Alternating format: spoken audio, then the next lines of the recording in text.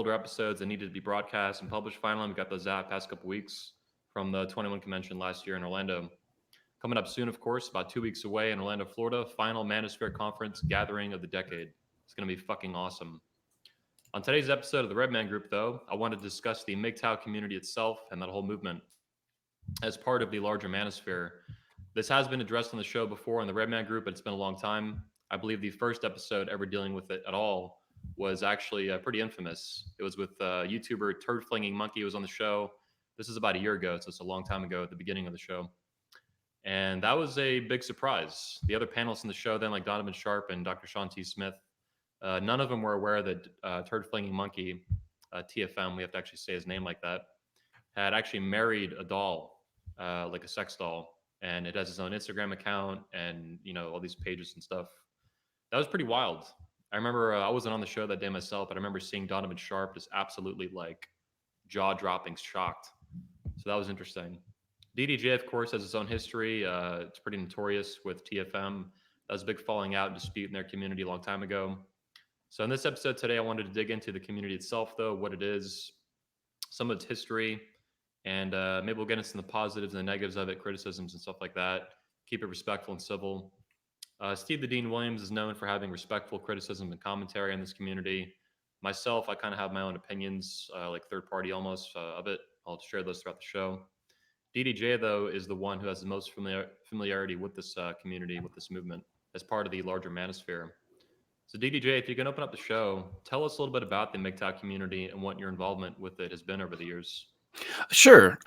Well, let me start by saying this. I mean, before Red Pill was an actual term and before MGTOW was a term, we used to have this term called confirmed bachelors, where, they were men who chose not to marry. Maybe they chose not to have children, and they were just, they chose to live their life for whatever reason. So I think that when it comes to this sort of thing, that's really kind of the genesis of a lot of these, MGTOW ideas and concepts. When it comes to the actual term MGTOW, that was developed in like 2006 and 2007 on a website called No Ma'am. It was a blog. If you actually search for it, there's a lot of references to like Married with Children. It's kind of a little bit of a tongue in cheek, but there is a plethora of information on that site that discusses why men go MGTOW. But what's interesting is that from 2006 to today in 2019, what a lot of people talked about when it came to the concept of the MGTOW lifestyle and the MGTOW philosophy has completely changed, and in many, many ways. So for example, originally MGTOW promoted three things, and there was actually a MGTOW manifesto. And so the MGTOW manifesto, the thing about it is they promoted masculine men, they promoted feminine women, and they promoted limited government. So the reason that that's important is because those are very American viewpoints, very American philosophies. Now, as MGTOW started delving into certain things, one of the ways that they promoted feminine women per se is that they shunned and stayed away from women who were not considered feminine. In other words, women who did not have feminine traits. And once the laws started switching, or people started realizing, I should say, that the laws were basically discriminatory against masculine men, then the MGTOW community started promoting avoidance of marriage, specifically because they were concerned about the mass indoctrination of women who were indoctrinated to hate men. Now, it's important to know two things. And that was in the 2000s, you're saying? This is in mid 2000s. Okay. And it's important to note a few things. One of the first things that I think is important to note is that the MGTOW community was not misogynistic and didn't hate women. So everybody understands that there are a lot of differences between men and women. For example, men are at the higher end of the IQ spectrum. And if you look at a lot of YouTube channels, men are also at the lower end of the IQ spectrum, right? And then you look at women, and women usually sit somewhere in the middle. So you usually don't have a lot of women that are knuckle dragging, booger eating morons, whereas you're going to have a higher number of men that are like that. But then on the same token, when it comes to, inventions that impact history, on a macro scale, the vast majority of those are done by men. So when it comes to those types of things, that's kind of one of the things that the MGTOW philosophy and the MGTOW lifestyle really discussed, was this idea that, we don't hate women. It's just that we understand that there's differences, and we also understand that there's mass indoctrination going on.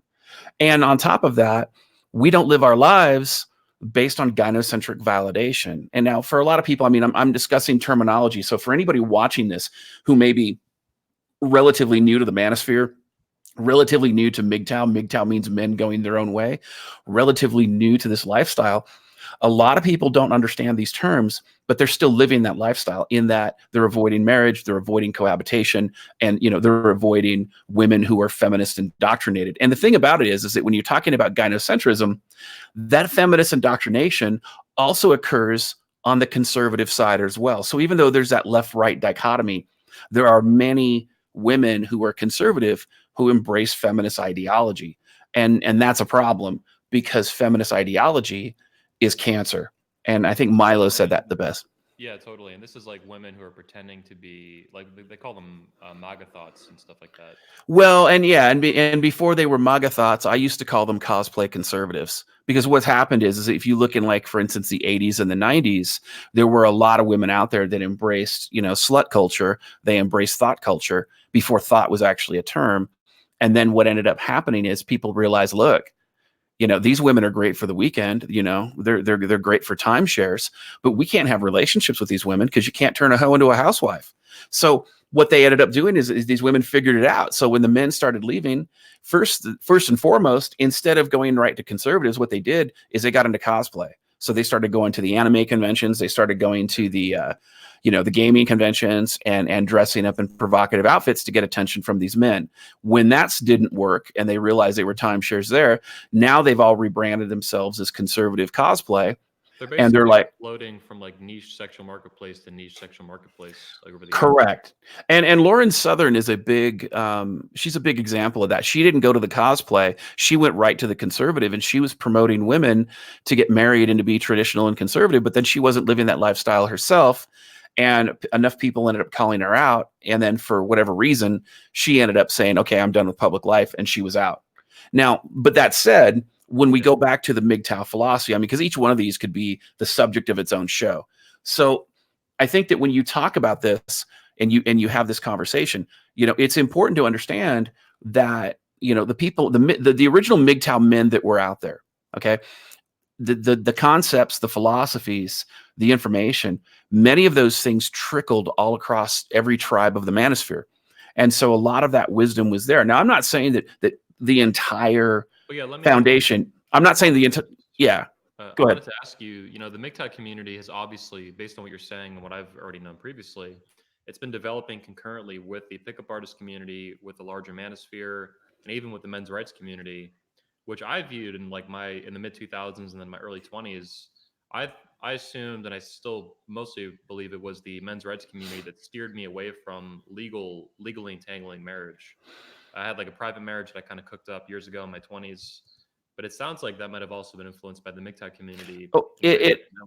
Well, and let's talk about that cross-pollination. There are many men in the MGTOW community who they have sex with women, and they use pickup artistry techniques to have sex with women, and then they fire and they forget and they go from there. But I know, for example, of an Australian MGTOW video content creator. All he does is fuck married women. Like, that's his thing. And so, and so we're clear, I'm not talking about human. So, but I mean, this guy's been around for a while, but so you have to understand that this is very common. There's a MGTOW content creator who no longer creates content in the UK, who is a very, very financially affluent, PUA. And he would go and he would have sex with women. He would not cohabitate with them, and he would not marry them, and he wouldn't even give them money. He would just be like, here you go, have a nice day.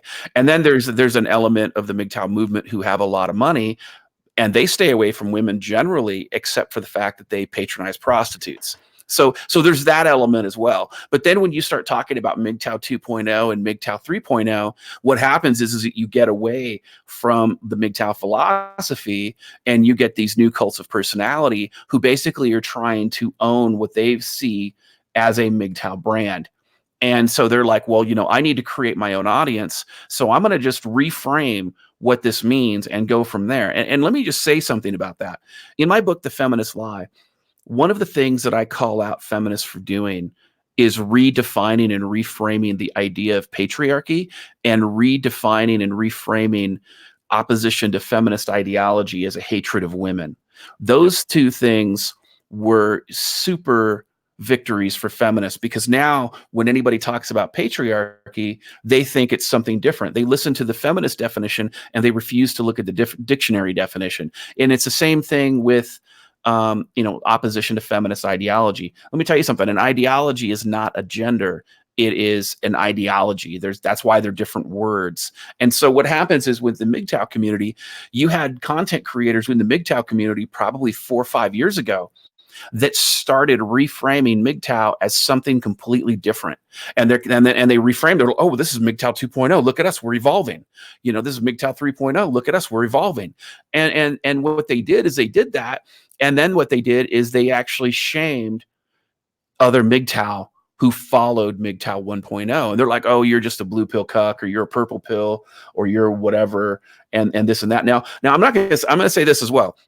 I'm not saying that any MGTOW is or is not racist. I noticed that from one of the commenters. I'm not going to say that any MGTOW is or is not misogynist. There are people, just like in every other community, there are people who are misogynist. There are people who are racist. There are people who are, who have these other issues that basically, unfortunately, we have some bad actors who have painted the entire community with that. But the sad part about this is that a lot of these content creators 3, 4, and 5 years ago, they ended up being so effective in reframing what MGTOW really is that they've evolved it into something else. And so now the MGTOW community is full of doxers. The MGTOW community is full of incels.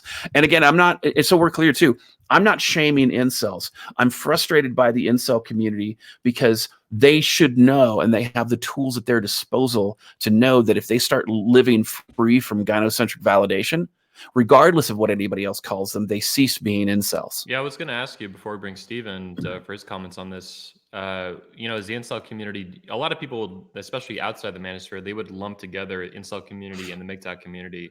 Are you saying that's not the case? I'm saying that the problem that you have is that incel and MGTOW are mutually exclusive. Okay. So one of the things that Steve talks about, and it's one of the things I support, and I've always supported even prior to coming online as a kid, because Steve and I are relatively the same age, and we've lived in certain aspects. There's been some crossover in our previous lifestyles, not individually, but just in the lifestyle choices we've made. And the thing about that is that when you live free from gynocentric validation, free from female validation, you're chasing success. You're chasing what you're chasing. And when you chase success, a woman's attention is just the icing on the cake.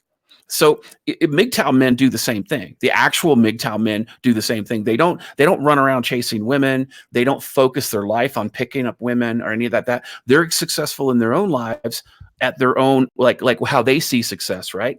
And then, they've got jobs, they're financially independent, they're able to move forward, in their own life, and they don't worry about that. And then the women just make themselves available. Whereas the incels are like thirsty PUAs. And I say thirsty PUAs because I don't think every PUA is thirsty. But, look, if you're wearing mirror shades and you're in your mom's bathrobe and you got fucking, 1990s Matrix background in your bullshit and you're making videos and all you're talking about is how thirsty you are, maybe you're not going the right direction. Just saying. But that said, what happens is these incels are like, I deserve to touch the golden vagina and I'm upset that I can't do it. And then what happens is they go, well, if I want to get laid, maybe I should go to the gym. They don't say that. Or if I want to get laid, maybe I need a job, or maybe I need to show some form of success. I know guys that were dirt poor catching the bus, but because they took care of themselves physically and they did calisthenics and body weight strength training exercises, they got as much pussy as they want. So it's not about finance alone. It's not about that aspect, but it's about the fact that these incels sit down, they don't do anything to improve themselves, and all they do is bitch about how they should be entitled. And the sad part about it is that they are no better than the feminists who sit and bitch and don't do anything to fix the problem. And they are contributing to the problem rather than the solution. The issue you have now is that many of these incels are still in that area where they number one, they need female validation. Number two, they want female attention. Number three, they're angry about not having female attention. And so what they do is they reframe themselves as MGTOW because they want to be part of a tribe. And then and then they're like, they don't do the things that you need to fix. I mean, the idea of MGTOW is twofold. Okay.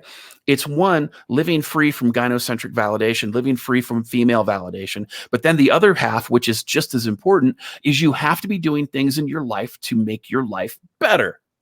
You know, if you take care of your health, you take care of your intellect, you take care of your finances, you take care of those things. And it doesn't matter if you're rich or poor or whatever, everybody can live within their means and everybody can move up, at least in the United States, because we have a lot of opportunities to do that. It's about living minimalistically within your means. It's about practicing a little bit of stoicism. It's about having some backbone, and it's about not bitching when it rains outside. And I mean that as much figuratively as I do literally. So when it comes to those types of things, yeah, there's a lot of entryism in there, and there are content creators out there who are shilling certain products directly to incels and saying, buy my product, you'll be cool. Yeah. So that's a problem. Let's shift gears a little bit and talk about, I mean, that was a whole conversation. Holy fuck. From incels to MGTOW to MGTOW 1.0 and 2.0. Holy fuck. I like to take the conversation over to me and Steve a bit. You know, all three of us have been around for a long time, the manosphere. I found it when I was 17, so I've been around for 13, 14 years now. Steve's been doing this thing for even longer than that. You know, over about 20 years or more, right, Steve? You're muted, Steve. Since the late 90s. Okay, yeah, good time. So let's comment, Steve, about some of the things we like about MGTOW before we get into criticisms and stuff. I can say what I like about it is it's a part of the manosphere. It's a distinct group. And, you know, they do get some criticism, and some of it, you know, it's probably legitimate. But for the most part, they seem aware of like very serious problems today in the West for men, legally and culturally and socially and all these things. So I like that. They have different solutions, obviously, and different outcomes for what they're going to do with that information, but they're aware of this stuff. And that to me is important.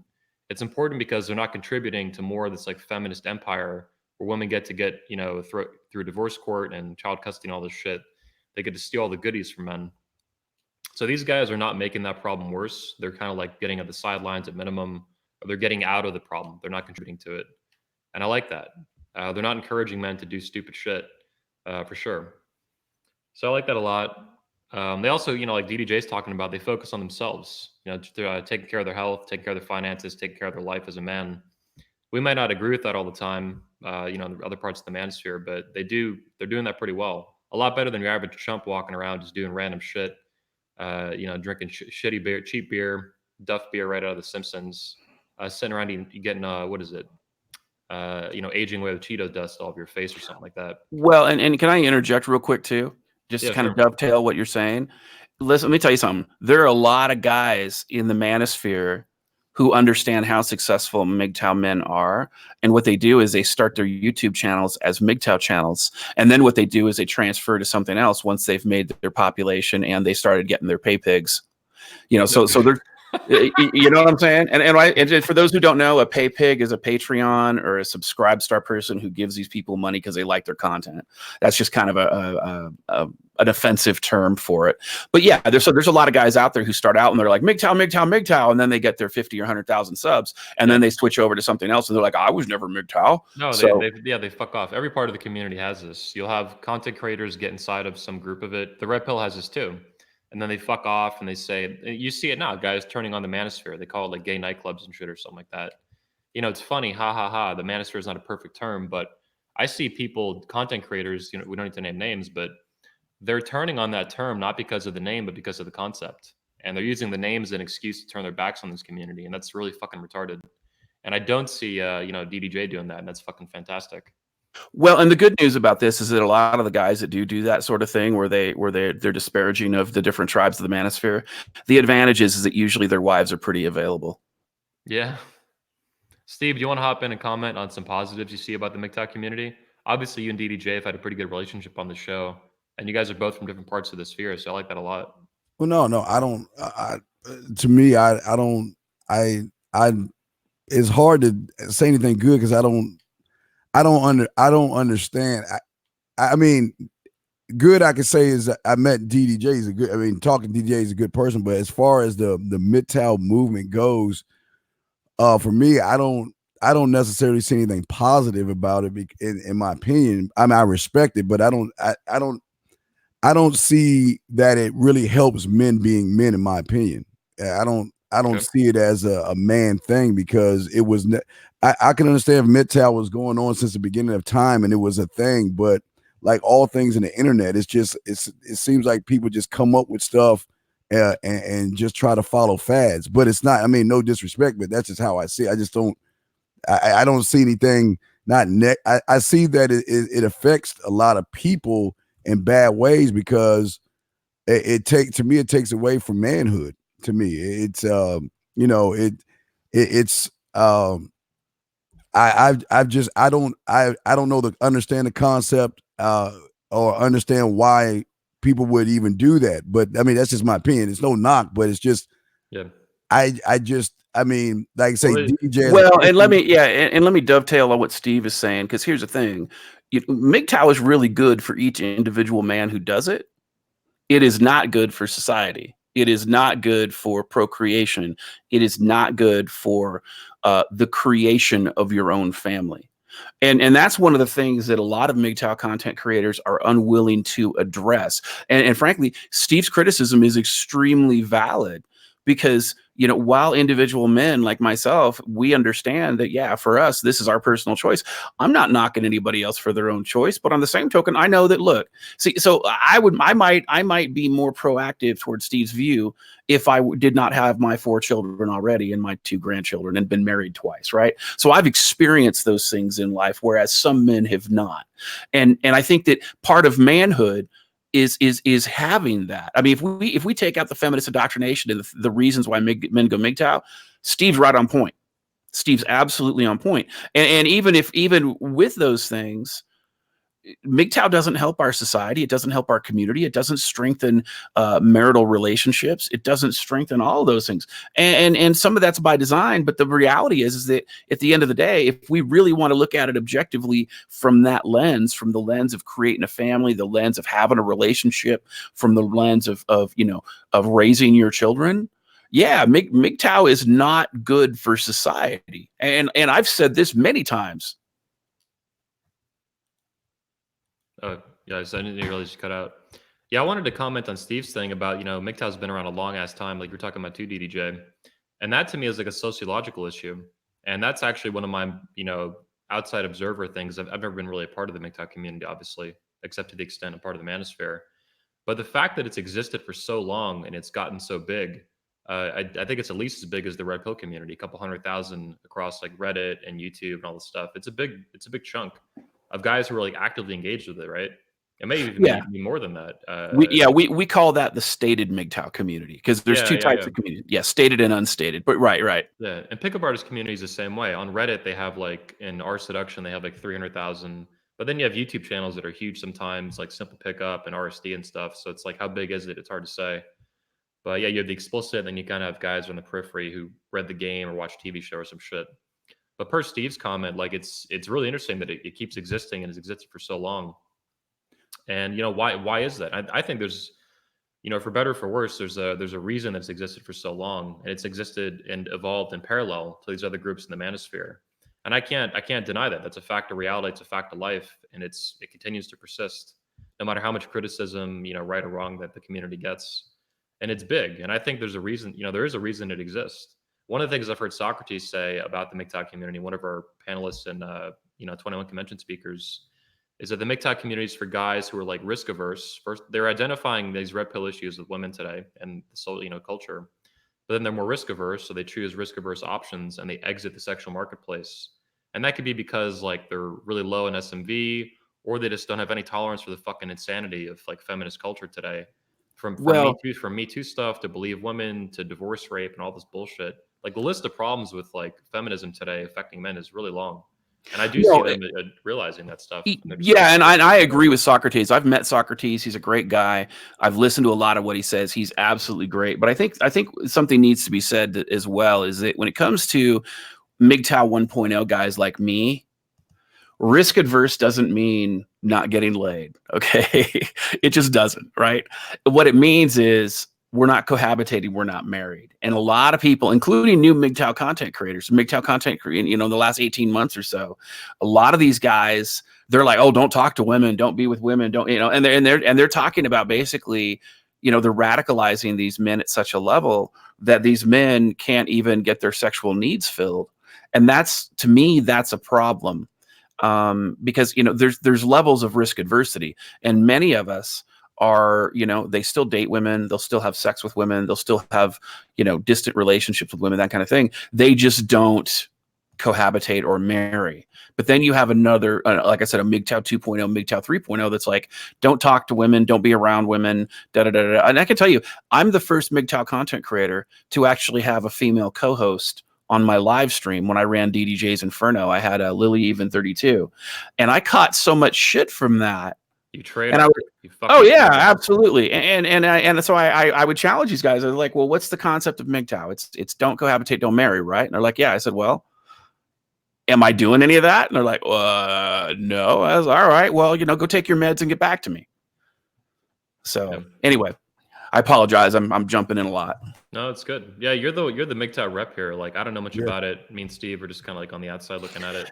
Yeah, listen, let me tell you something. If men have sexual needs, and whether you choose to rub one out or whether you choose to go hang out with a woman or whatever, that's your thing. But I think that a lot of these guys out there is, they do these odd things. And let me tell you another dirty secret about the MGTOW community. And I say this after being on some MGTOW discords. The dirty secret of the MGTOW community is that a lot of these MGTOW men, especially the ones that are like, stay away from women, they're like undercover brothers. They're into traps. Okay. I mean, it's not good. The thirst is real.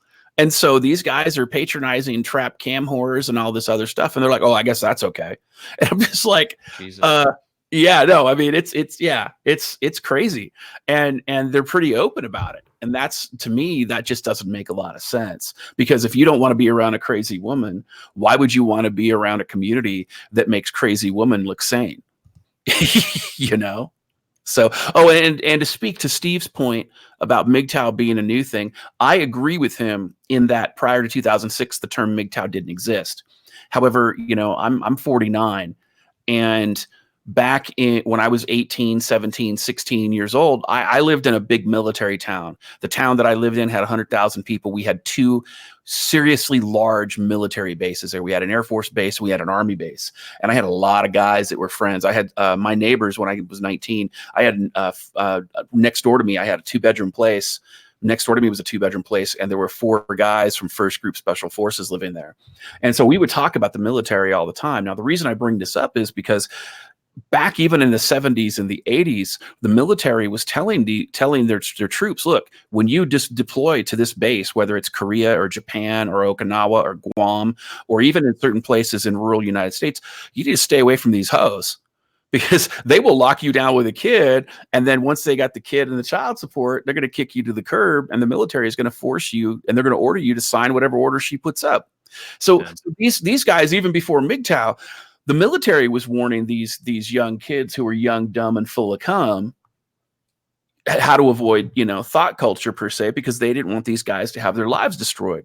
So even though the term MGTOW is new, this is something that's occurred for a very long time. Yeah. Well, like I say, phone lines are open, by the way, guys. If you want to call Steve, we got these. Call in 515-605-9373 and call us up. Comments about MGTOW, ask us a question. Steve will bring you in. Steve, go ahead. Yeah. Again, I don't know 1.0s and 2.0s and all that other stuff. And again, this might not even be about what DDJ is talking about, but from what I've seen from other people, I won't definitely not you, DDJ, but from other people out there, I've seen that these things have turned into like more like cults than like helping young men out, as far as just because it's taking the responsibility and accountability out of being a man. Yep. Instead of being your own community, it seems like they're reeling people in to say, okay, because your mom didn't teach you how to be, you're attached to mom's umbilical cord, or you were never responsible, you didn't take accountability. Come with us, and you're allowed to hang out with us, and we will protect you under our umbrella type thing. Not saying you, but I'm saying that's what I've been seeing a lot with a lot of people. That's no one's taking accountability for themselves as men. Now, and I understand, okay, but I've never understood this. And I'm not trying to be, what is the term when you go your own way, where are you going? I never understood Okay, that. What does that mean, DJ? I love this criticism. I never It's my understood that. favorite. What does that mean? Oh yeah. So the idea of going your own way, right, is that you're to live your life free from female gynocentrism. Now let me take a step back, okay? And Steve, this I think is probably an area where, because I know you're close to my age, this is an area where you were raised a little bit differently than me, I think. So when I was a kid, prior to feminism taking this whole thing out, when I was a kid, they told me, look, graduate high school, go to college or get a trade, get a good job, buy a decent car, get a house, go look for a wife, have 2.3 kids, get a pet, and take a vacation every 2 weeks and live your life and raise your family. That's what we were all told. So when all this stuff came up, we were like, yeah, that sounds great. This is a good thing.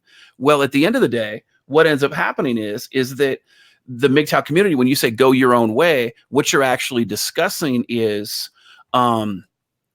doing things in a way that doesn't do the family, that doesn't do the kids, that doesn't do the wife, and you're living as either a bachelor or you're living as somebody who just dates. So I think that when they're talking about going your own way, that's really what they mean. And I can tell you right now, one of the older content creators, and I say older content creators, I mean a content creator who's been around a long time, even he has said he believes that when it comes to the MGTOW community, that MGTOW is not a permanent state for most people, if that makes sense. I hope that explains it, but yeah. Well, yeah, but okay. See, here's see, when I was growing up, like you, I grew up in a time where we were told that as well. The 2.5 kids, the white picket fence, the pie, and all that other bullshit, right? We were told all that, but we were also told that as a man, you are responsible for your life. You cannot point the finger, or you can't blame anybody for what's going on in your life, and to having a job, the career and all the other stuff. Back then for guys like me was not going your own way. That was just a way of living. I mean, that's what you're supposed to do. You're supposed to have a job and go to work. Yeah. Be responsible. Standard operating procedure. Absolutely. Yeah, basically, yeah. But the thing but again, for us, we were always told that, look, you are the essence of who you are, and people, you allow people to treat you the way you want to be treated. It's not it was never the other way around for me. It wasn't. Now, don't get me wrong. I mean, a police officer could treat you the way he wanted to treat you. Right. Right. I take your point, and I respect what you say. I think that when it comes to the MGTOW community, a lot of this didn't come up until 2006, 2008, 2010, and then it really didn't take off until 2015, 2016, when these content creators started trying to change the definition of what it was. So right. And if you know, but yeah, that's what I'm saying. But see, if you notice from some, all right, like your poop flinging ape, what's the dude name? Yeah, you got it. Yeah, that's close enough. Go on. Well, whoever. I mean, But okay, that's where I have the issue because people like that are killing manhood. Because Oh, let me jump in here, Steve. I I'm wanted to take it here. This is exactly where I want to take the conversation. So, Steve, you mentioned the cult stuff a few minutes ago about MGTOW and all that, and that's I've seen that happen in every community of the manosphere. The pickup artist movement. Owen Cook from Real Social Dynamics was accused of that years ago with RSD. Obviously, we've had that in the red pill space with some stuff, and in the MGTOW community, they had that as well. DDJ and Poop Flinging Monkey had a had a big falling out about a year ago or something. And that was Yeah, yeah. there's some real cult stuff going on, in my opinion, from what I do know of it. So DDJ, Well, go yeah, ahead, Steve. and a lot of Hang people. on, hang So on, go Steve. ahead. You need to finish. You got more? no, and I just want to say with that that's to me that's where I see issue because a lot of these young boys are impressionable, and a lot of these young boys, they're lost and they're confused, and then when they have people telling you to sleep with a dog. I mean, the fact I'm glad I wasn't on that show that y'all had that time, Anthony, because I there's wasn't no on. way Yeah, my I wasn't dog on either, that man. I that just is found out about it. yeah. But see, DDJ, that's where I have issues like that with people like that who are taking these young boys that are impressionable and they're pushing the agenda of sleeping, having a doll, and all these Well, things. hang on, Steve. To clarify, it's not just sleep with a doll or have a doll, which is one thing. Poop Flinging Monkey married the doll. But Like has a fucking relationship with it, has conversations with it, from my understanding. Like some really crazy All shit. right, let me just say this first and foremost.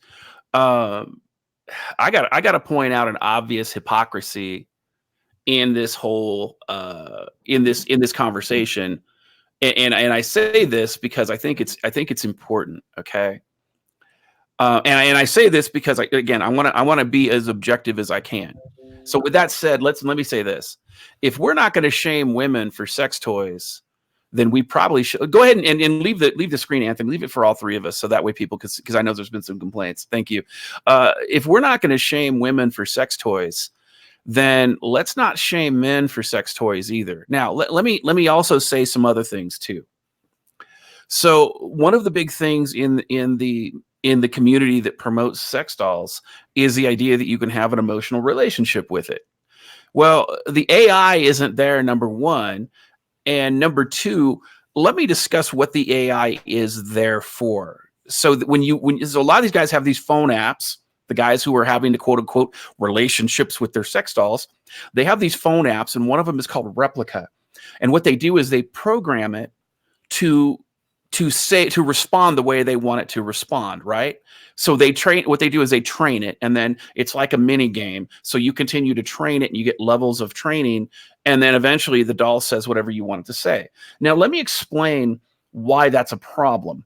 The reason that that's a problem is because what happens is this is one of the reasons that I really respect Steve. Steve respects me. I know he does. When we disagree, Steve does not hold back.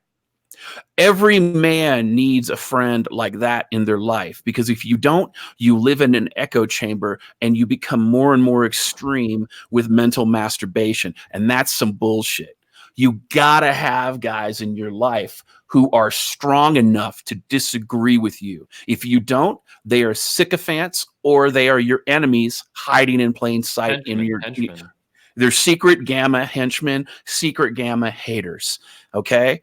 And again, as we know, every tribe has them.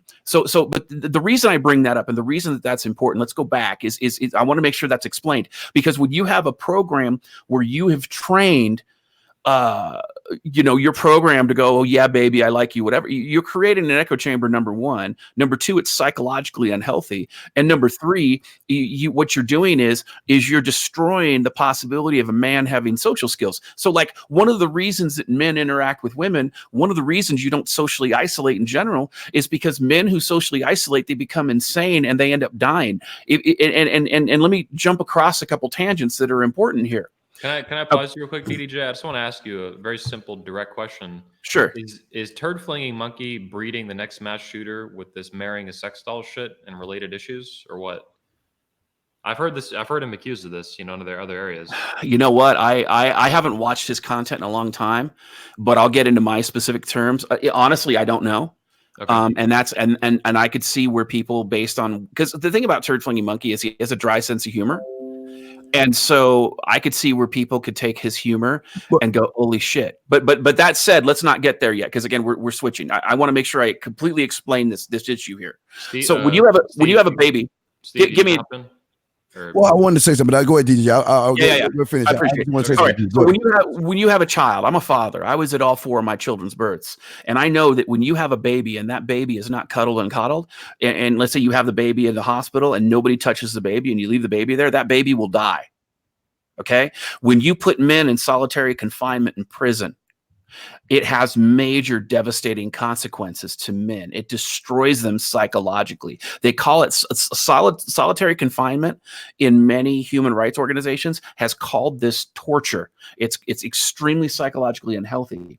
And so what ends up happening is that when you teach men to substitute valid emotional relationships, whether it be friendships with men or whether it be romantic relationships with women, when you teach them to substitute that with an imperfect AI, that all it does is become your hand puppet that you tell what to say and you teach what to say, right?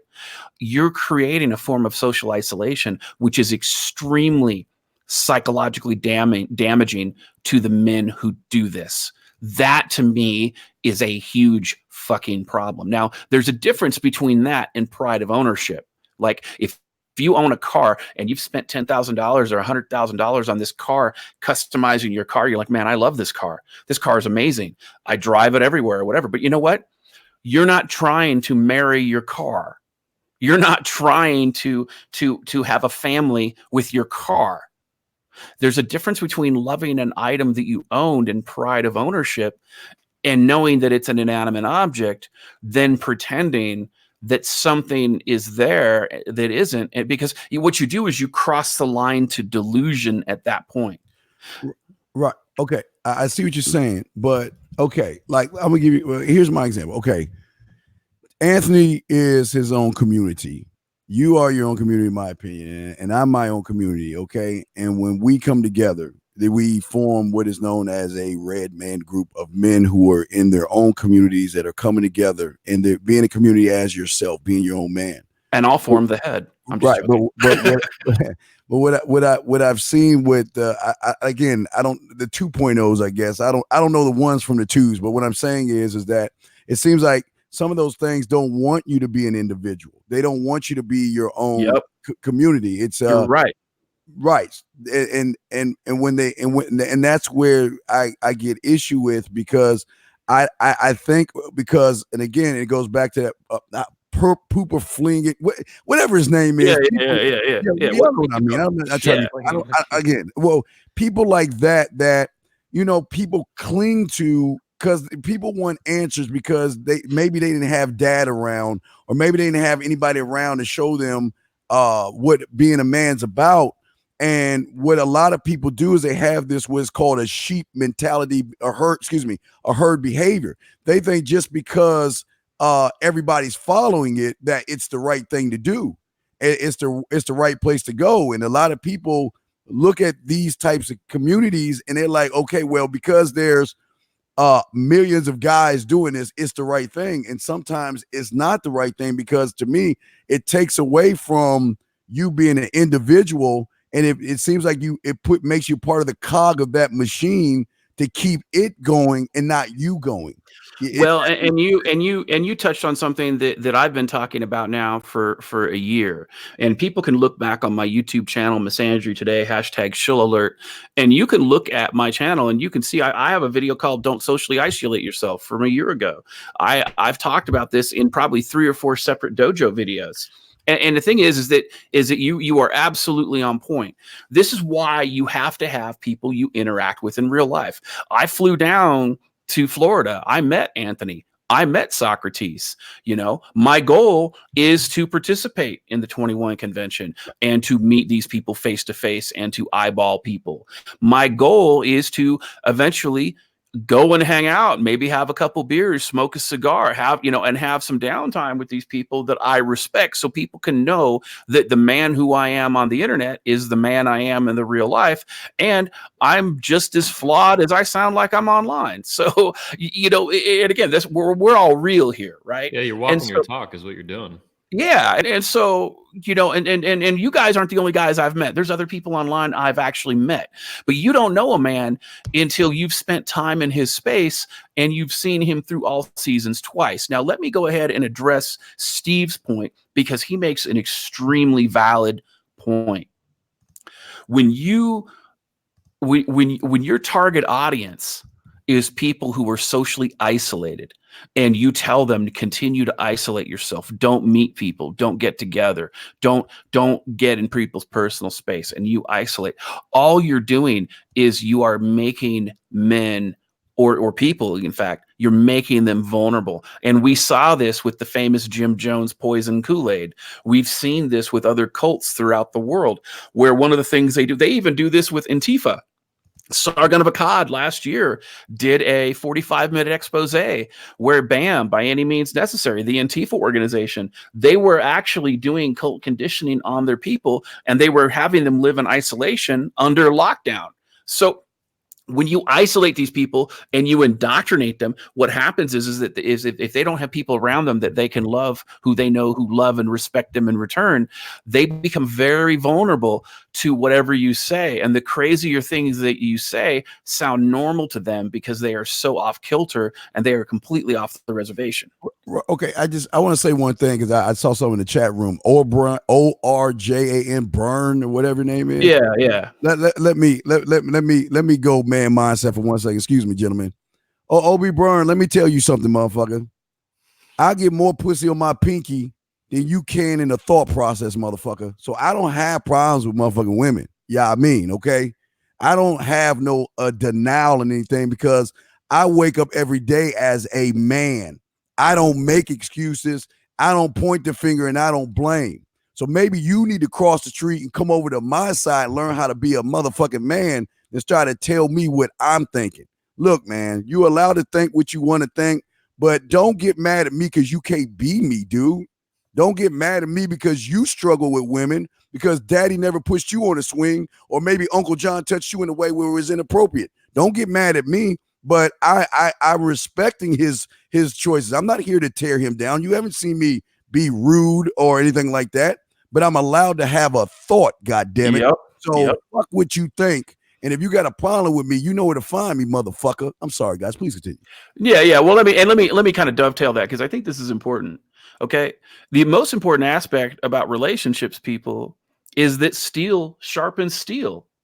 When you have disagreements, what you have is you have a competition of ideas, and you have an opportunity to educate one another. So Steve educates me, I educate him.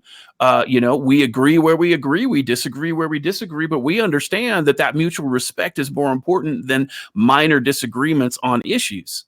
So I think that when it comes to that, a lot of guys out there, look, I was going to do a video about this, but I think it's important to talk about this now. If you read old classics, there's a book out there, it's called Pinocchio.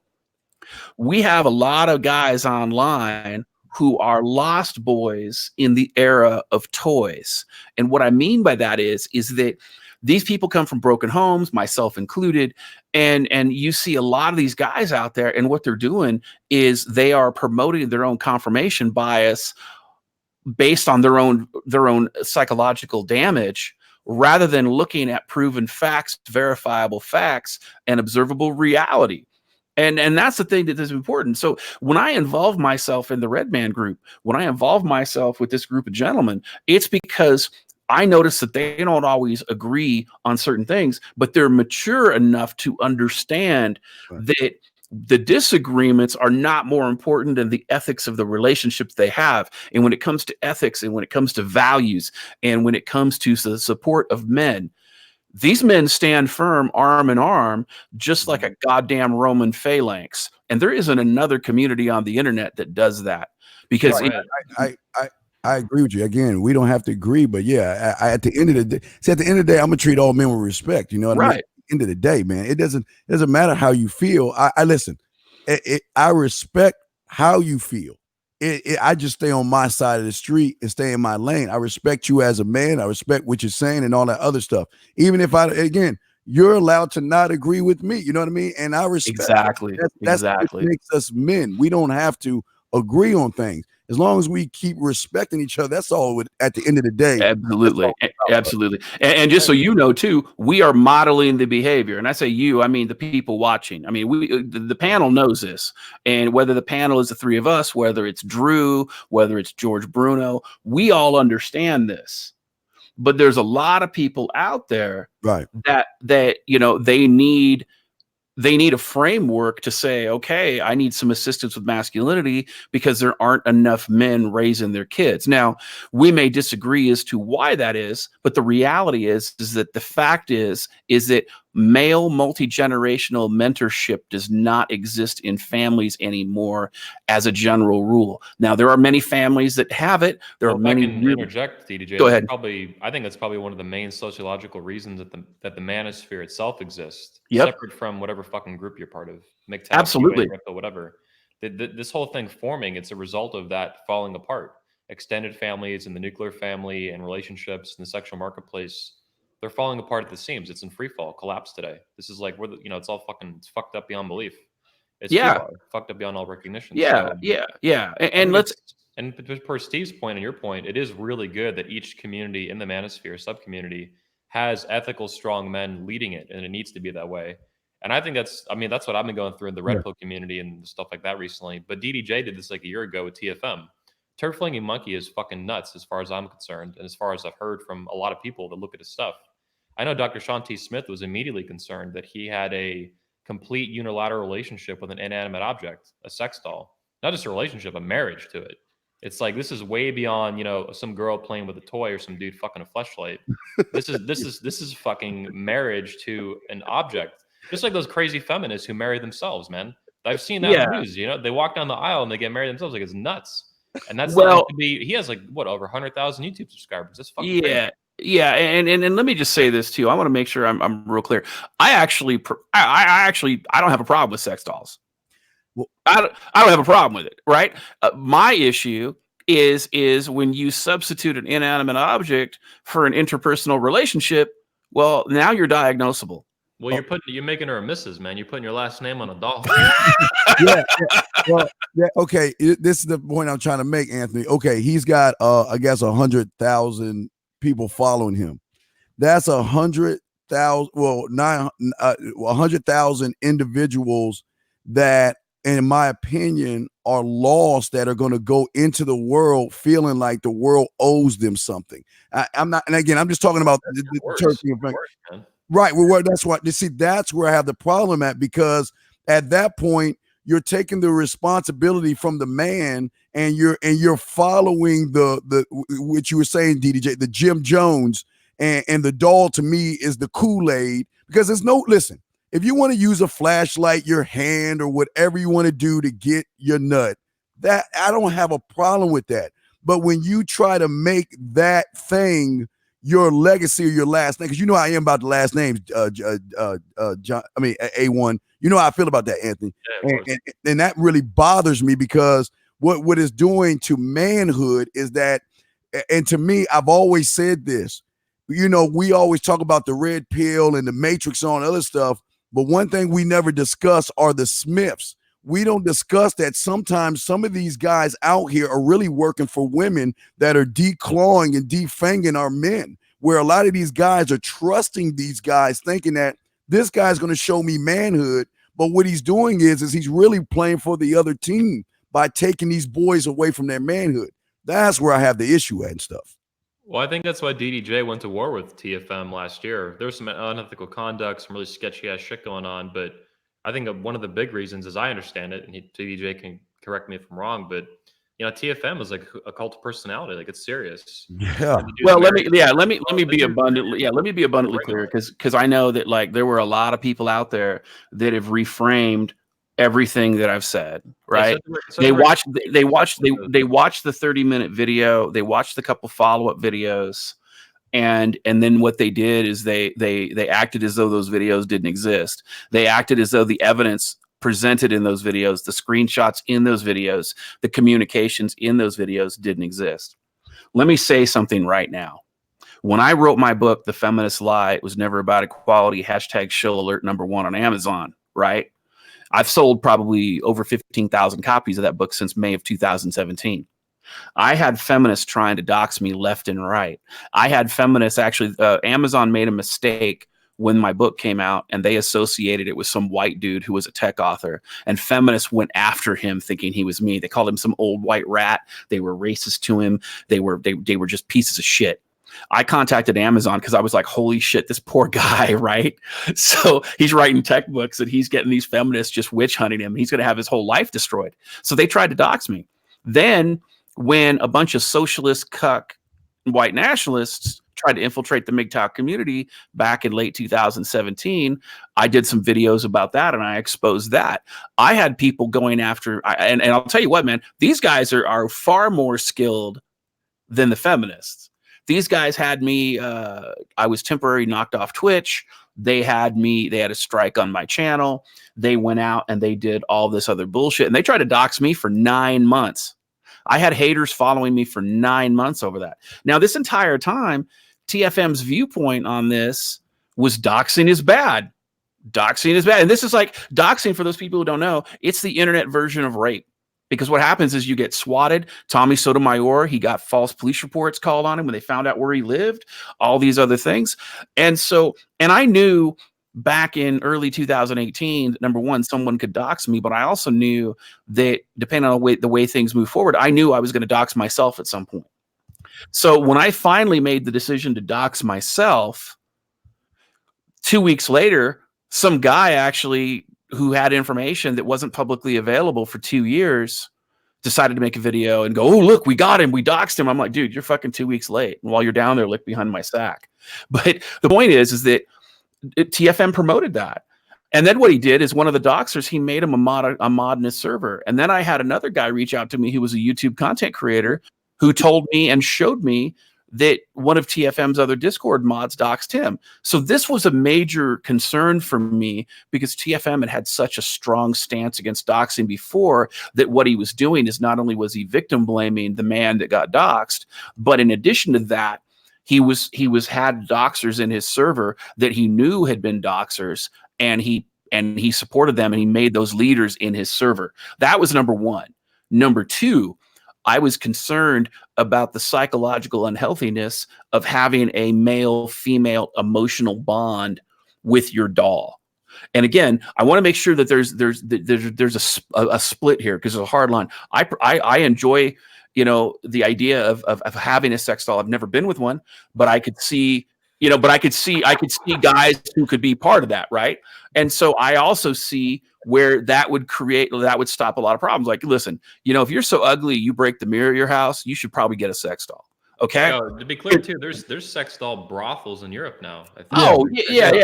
Let me tell you, sex dolls are taking off, and the issue is that guys who they do all the game things and they do whatever, and they're stuck in their quad in a wheelchair, that guy should probably get a sex doll. I'm just saying that male sex toys should not be shamed because female sex toys should not be shamed. But what I am saying is, and this is where I agree with Steve and Anthony, is that you should not have a psychologically male to female emotional relationship with your sex doll. That's psychologically unhealthy. That's delusion. I agree. If you have pride and ownership, right? You like to dress your doll, you like to make your doll look pretty or whatever. That's up to you. That's like a guy, doing the same thing with his car. Not something I'm doing, but each to his own, right? So that to me is not a problem. But then on top of that, when TFM was promoting social isolation and he was promoting all this stuff, that was an issue to me, because and then on top of that, he was promoting gender war. He was saying, oh, it's going to be hockey mask time where all the men are going to control all the women and da-da-da-da-da. Whoa. Can we pause on that? Hockey mask? Yeah. Can you elaborate on that a little bit? Hockey mask time? So the idea was that at a certain point when men are discriminated against, TFM was basically agitating for men to rise up violently. And they called it hockey mask time. And so while some of it was tongue in cheek, there were other issues there too. So like my viewpoint when it comes to the male female gender relations is this: I don't believe anybody in the United States, and I take a uniquely American view, I don't believe anybody in the United States should have rights or privileges without the other. If you have a right, you have a responsibility. If you have a privilege, then both genders should have that privilege. Today in the United States, women have certain legal rights men don't have, and they have certain privileges men don't have. Now, at the end of the day, Like, such as being drafted into the military, women are not. well, included in this, let's in that talk part. about it's not the draft by itself. Listen, I don't want women in war. Jesus Christ, do I really want a fucking diversity hire and risk my life for a fucking diversity hire who is half as strong as me? Fuck no. No, the issue for me is that if a man doesn't sign up for selective service, he is automatically barred from a federal job. He cannot get financial aid for school, and he can't vote. Okay? Those are huge disadvantages for men across the board. This has nothing to do with the draft by itself. It has to do with the consequences of the draft. Now, let's take it to another example. When a woman gets pregnant, she can choose to abort the child. She can choose to abandon the child. She can choose to birth the child. She can choose she has all the paternity rights in the world, and the man has no pre-paternity rights, especially if she trapped him with a child. That to me is a problem, especially when women have 25 different kinds of birth control and all men have are condoms. Okay, bro. Okay. Steven? I want to jump on two things. Okay, the thing real quick, a turf league front made tongue in cheek. See that's the number one problem. Tongue in cheek to him, people take him seriously. That's where I have number That's one. right. You're right. The next thing, Right. yeah. So him may be a joke. People are going to say, okay, he means it. Now, this is where where we have to respectfully disagree. You're right.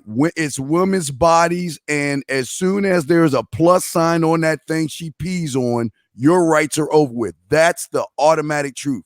But here's the thing. The thing is that you do not have to get her pregnant. You don't have to have unprotected sex. I always tell you, these guys, protect your seed, protect your legacy. Do not have unprotected sex with a woman. And again, I'm not saying that, things happen. Things do happen. I'm not saying that, but you got to understand the consequences. And that's being a man. If I have unprotected sex with a woman, as soon as and this is the law, as soon as she is pregnant, my rights are gone. And that's the truth. That's for now, that's the truth. I think marriage used to be a solution to that back in the day. It wasn't as bad, but now that's gone away and men are just kind of fucked. Well, I mean, listen, I think that, yeah, and I don't hang on. I think that this in the coming years and decades of America, this shit needs to change. Those are the rights now, and that shit is not fair. It's not just. It's not American. There should be, if women can opt out of being a parent, that's what DDJ, in my opinion, is saying. A man should be able to opt out of being a parent too. So if you waive your rights to your child, then you lose. You should be able to waive child or child support. If you don't pay that shit, then you have no rights to your kid.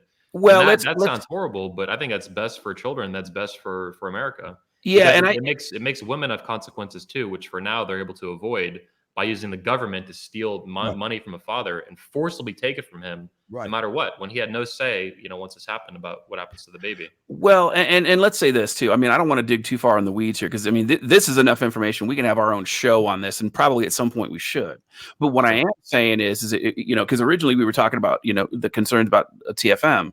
And the issue is that, those arguments at some level at some level are valid. And even if Steve and I disagree, we understand that there is some validity, and Steve is right. You have to mitigate your risk. I completely support that. My concern is that because the laws are changing, what is being agitated by TFM and certain other content creators is this idea of hockey mask time, where what happens is that these men rise up and they become violent with their women.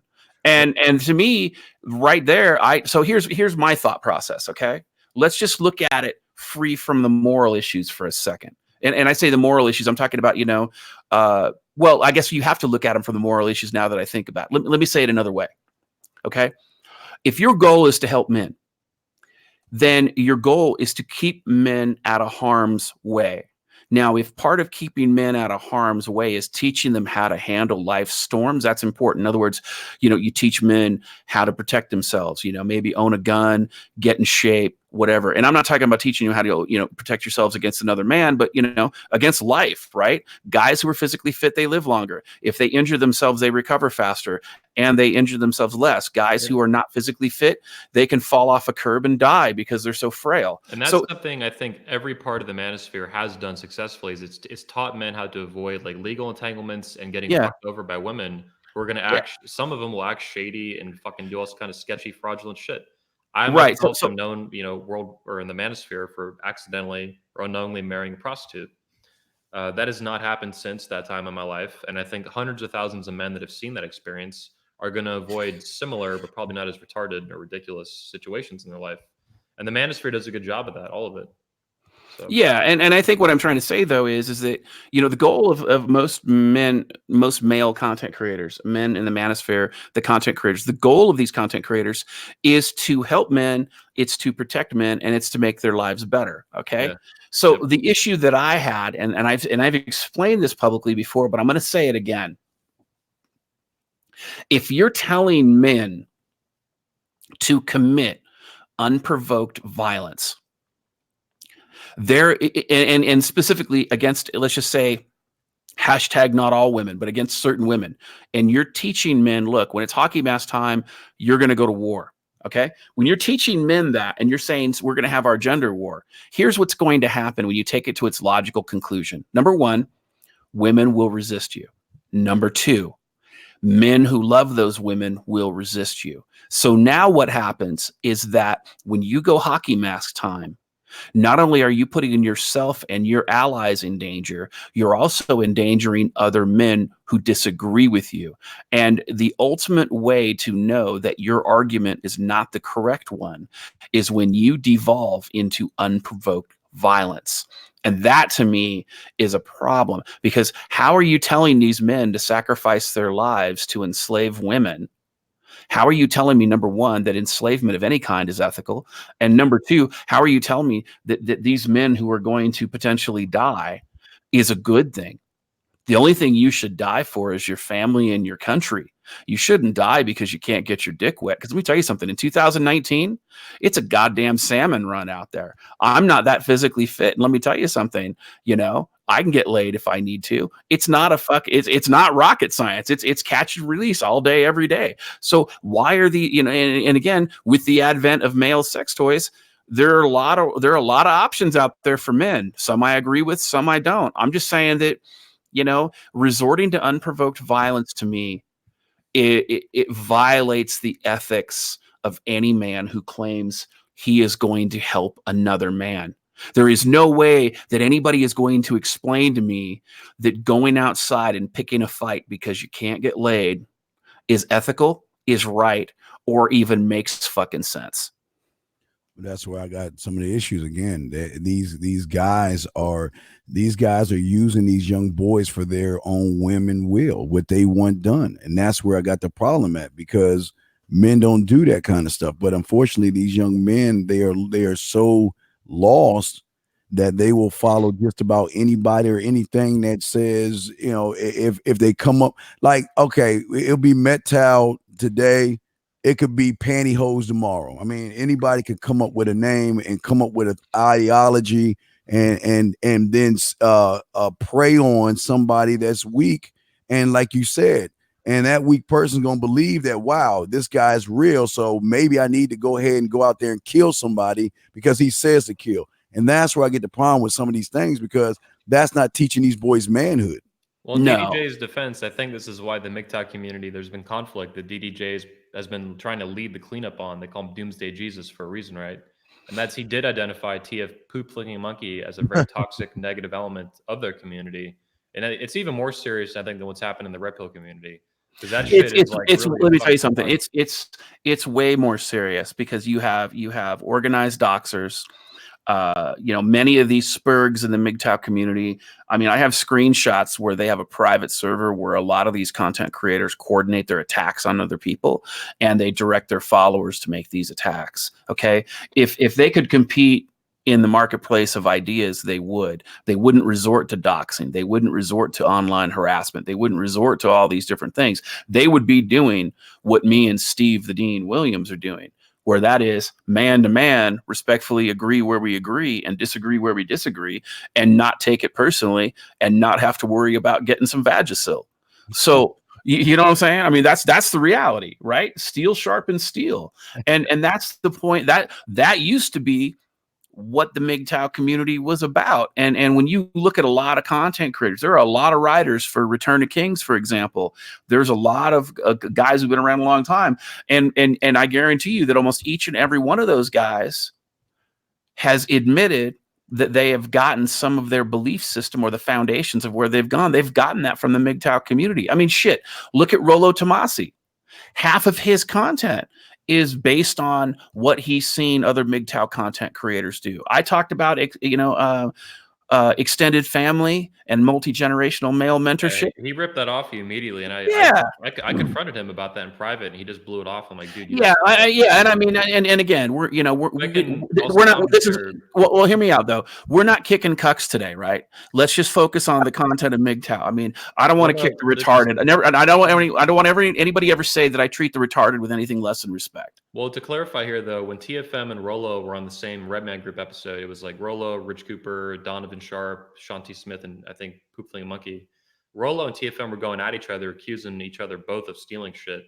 And honestly, they're both so fucking whack. I don't even know which one is stealing from the other one. But I'm pretty sure in the video you'll see both of them accusing each other of this kind of issue or something like that.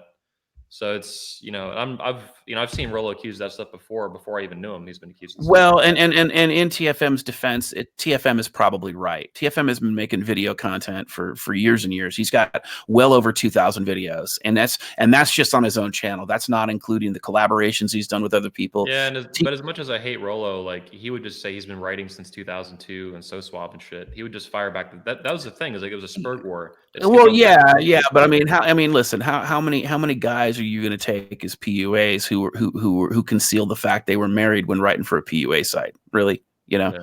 I mean, I don't want to kick the retarded right now. Let's go back to the MGTOW. That's the guy versus the guy who had a wedding with a sex doll or something. Like, well, sure. Like I said, it's like internet bum fights. I get it. I'm just trolling. Yeah, it's like a bum fight. I'm just trolling. Yeah, it's an internet bum fight. I get it. Right? Yeah. Everybody wants to see it, but everybody's like, God damn, this sucks. Right? I get it. It's like spectacle, right? Jerry Springer level bullshit. So, but my point is that, like, if you're a content creator, if you are a voice that people listen to, if you are a public personality and you publicly say, I am here to help men, I am here to try to make men better through what I perceive as the way forward, and you are putting men in harm's way, whether it be emotionally, psychologically, or even physically, that's a fucking problem. Yeah. And when you promote hatred, that's a problem. And I want to make sure something else is abundantly clear too. Because if you look at my channel, I do call out narcissistic whores. I do call out manipulators. I do call that out. But I don't call it out because I hate these people. I call it out to warn other men who may not have had the experience or the knowledge or the wisdom that I've gotten, or even the mentorship that I've received. It's not to hate these women. It's to educate men to avoid these women. And let me tell you something else. I also coined a term in the manosphere called the red pill blind spot. Mm-hmm. You don't trust anything you cannot verify. And there are a lot of guys out there who claim that they're red pill, and they're, oh yeah, I guess he's red pill because he's got the union required beard and he's got a shaved head. Well, that's really important. DDJ, this is really important because there's real research and science and discussion on this issue. It's not just the red pill blind spot. That's your way of saying, it's a community specific way of saying that men have an in-group and out-group bias. So when someone enters the manosphere and they say feminism sucks and red pill is awesome and, fuck the feminine imperative and shit, men automatically trust these men because feminism is so pervasive in Western culture that they see that as out-group and in-group. Like, oh, this guy's on our side. Fuck those feminists and these other SJW losers who hate men, who legitimately hate men, and they're toxic and they do all this fucked up shit like Me Too, right? Yeah. But that doesn't make you automatically, I agree with you, DDJ. That does not make you automatically trustworthy just by attacking feminism and saying you're pro-man. That can just be bullshit. And there are I think a lot of creators in our community are full of shit at a high level. And it's difficult to take these guys down. And I agree with you, because what ends up happening is what they're doing is they've taken the talking points and they've turned them into platitudes, and they're sloganeering, and they do the same thing like feminist men do, right? So I think that when it comes to those types of things, that's a real problem. And it's funny too, because like I always say, and I put this on my Facebook community, or in my social media community, including YouTube. I said, you know what? I don't have haters. I have followers who hate they disagree, or they hate they agree with me.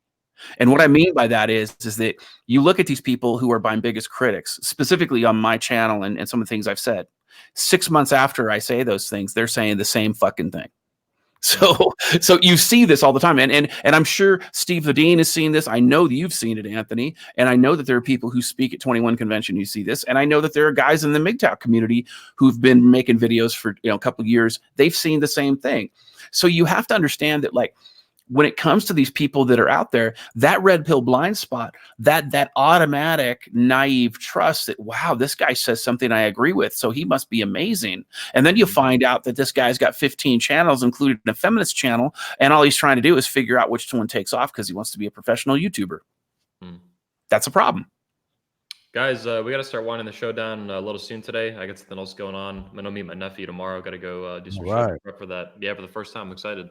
All right. However, before we wind the show down, I wanted to say, it's open to the panel, but especially DDJ, I think, because he's, so involved in that community. What's the future of the MGTOW community with regards to the wider manosphere? Is it going to get healthier? Is it going to fall apart? Like the pickup artist community, for example, is kind of like, it's very loosely organized these days. What do you think the future is? Well, the good news is this. And to be clear, too, we have MGTOW guys attend the convention in real life who claim that they're like full MGTOW, but they come out. Yeah, I've actually met some of them when they found out that I was part of the 21 Convention, and they found out I was part of Redman Group. I had guys reach out to me behind the scenes and go, "Oh yeah, I've gone to the 21 Convention 5 years in a row," and I know the guy's card carrying MGTOW. Okay, so absolutely. I think that the good news is this. I think the good news is that the word is getting out. And we see content creators now that are going back to MGTOW 1.0, like Coach Greg Adams.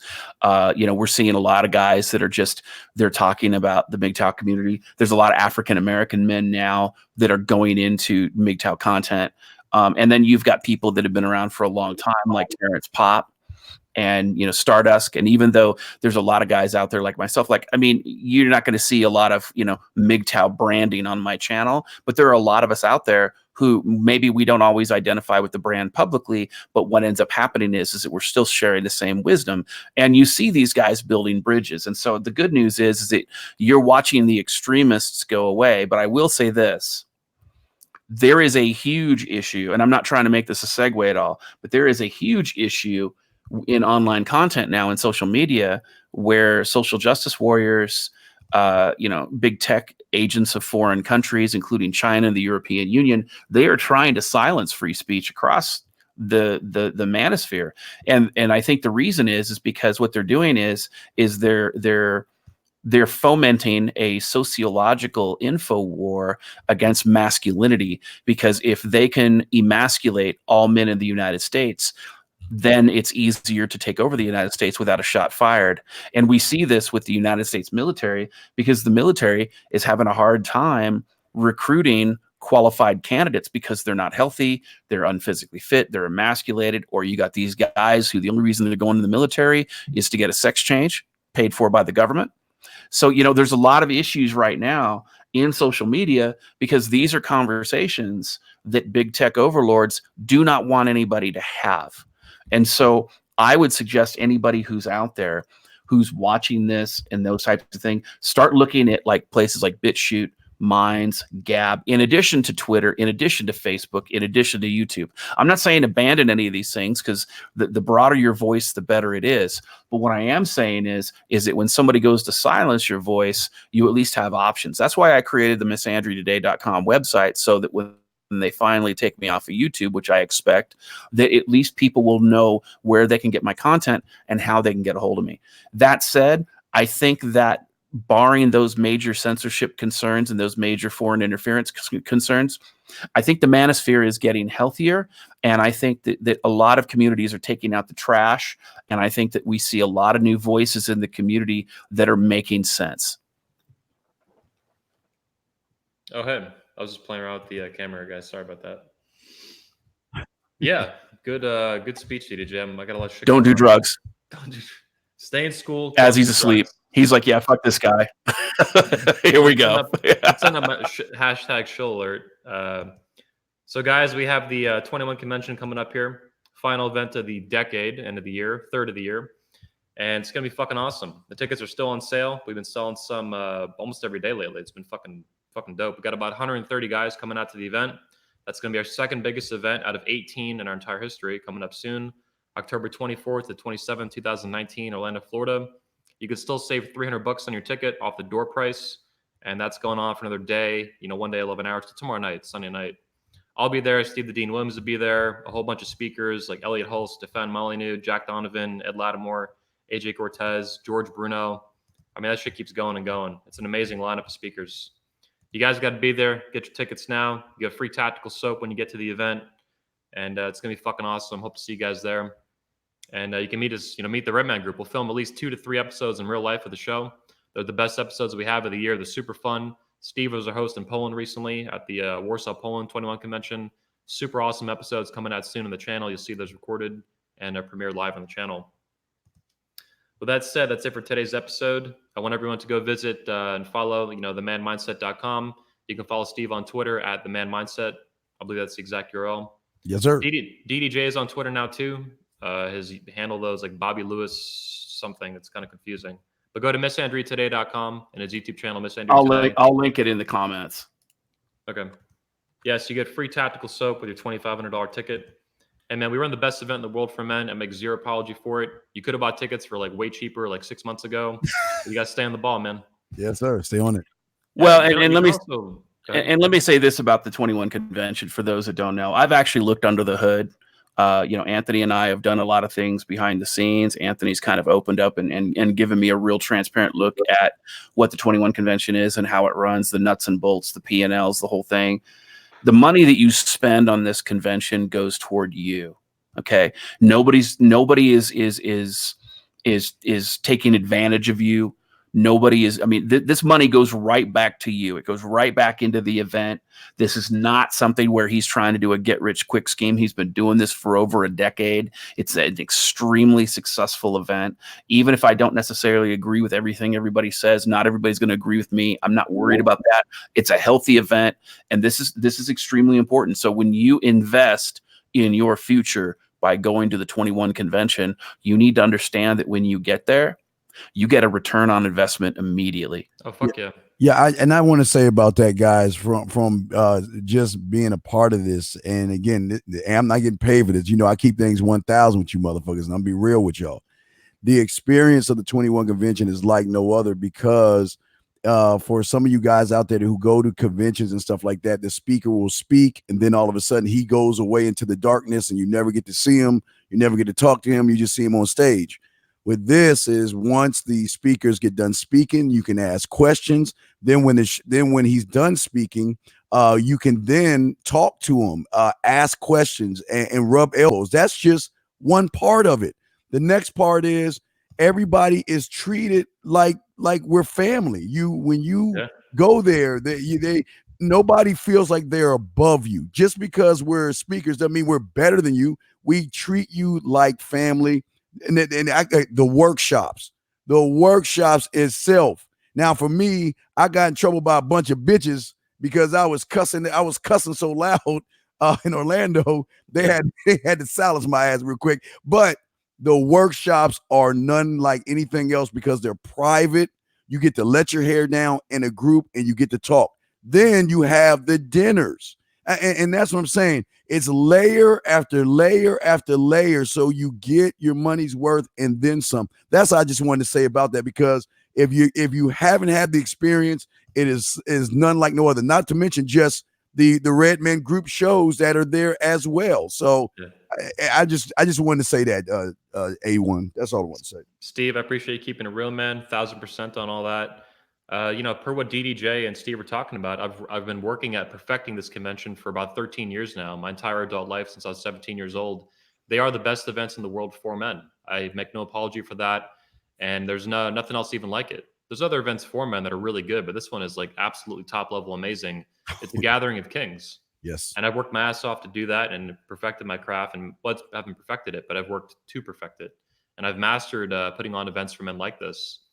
And the ticket is an experience. The ticket is not just the speeches. If you don't want to pay for the ticket, you don't want to attend, don't attend. The speeches will eventually publish for free, as they have for 13 years, to millions of viewers on YouTube. Our speeches get viewed by hundreds of thousands, in some cases millions. We have, I think, 4 speeches now that have broken 1 million views, and one talk from Nick Sparks that broke 2 million views. So if you don't want to pay for the speeches, don't pay for them. I don't care.